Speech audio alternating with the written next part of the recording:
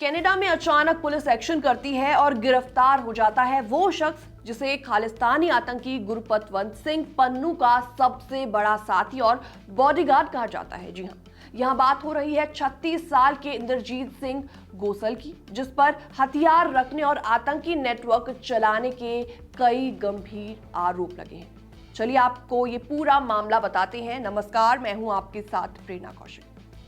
Reports के मुताबिक 36 साल के गोसल को ओटावा से फायर आर्म्स पोजेशन से जुड़े कई सीरियस चार्जेस में हिरासत में ले लिया गया।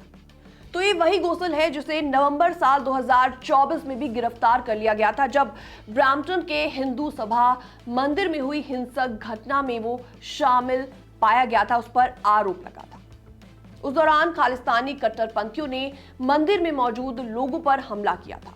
गोसल को पन्नू का राइट हैंड कहा जाता है। माना जाता है कि कनाडा में एसएफजे की एक्टिविटीज को ग्राउंड पर मैनेज करने में उसी का बहुत बड़ा योगदान होता है, बहुत बड़ा कंट्रीब्यूशन होता है। जून साल 2023 में जब प्रो खालिस्तान एक्टिविस्ट हरदीप सिंह निज्जर की हत्या हुई थी, तब से गोसल ने एसएफजे के नेटवर्क्स में और ज्यादा एक्टिव भूमिका निभाई।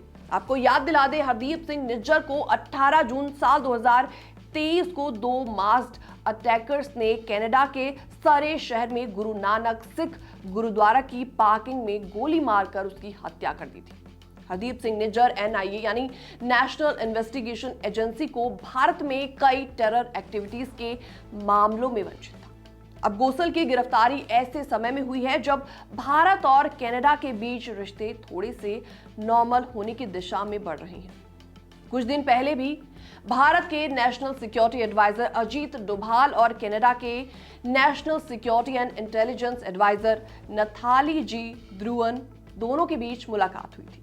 ये मुलाकात इंडिया कनाडा सिक्योरिटी डायलॉग का हिस्सा थी। विदेश मंत्रालय के मुताबिक दोनों देशों ने भरोसा फिर से बनाने और आपसी सहयोग बढ़ाने पर सहमति जताई है, खासकर counter terrorism, transnational organised crime और इंटेलिजेंस शेयरिंग जैसे बड़े मुद्दों पर कंस्ट्रक्शन डिस्कशंस हुए। लेकिन इसी बीच एसएफजे चीफ पन्नू ने एक नया विवाद खड़ा कर दिया। पन्नू ने सोमवार को बयान जारी करते हुए प्रवासी हिंदुस्तानियों को धमकी दे डाली कि वो 19 अक्टूबर तक पंजाब छोड़ दें।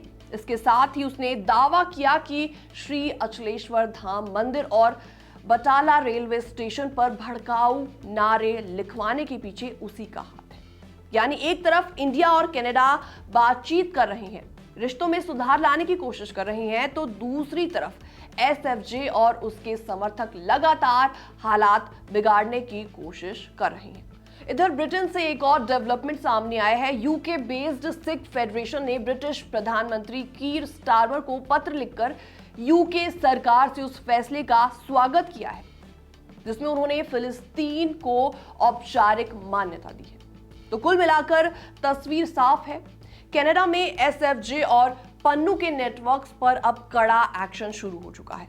अब देखना होगा कि आने वाले समय में क्या कुछ और एक्शंस देखे जाते हैं। फिलहाल इस रिपोर्ट में इतना ही। बाकी तमाम अपडेट्स के लिए बने रहिए हमारे साथ।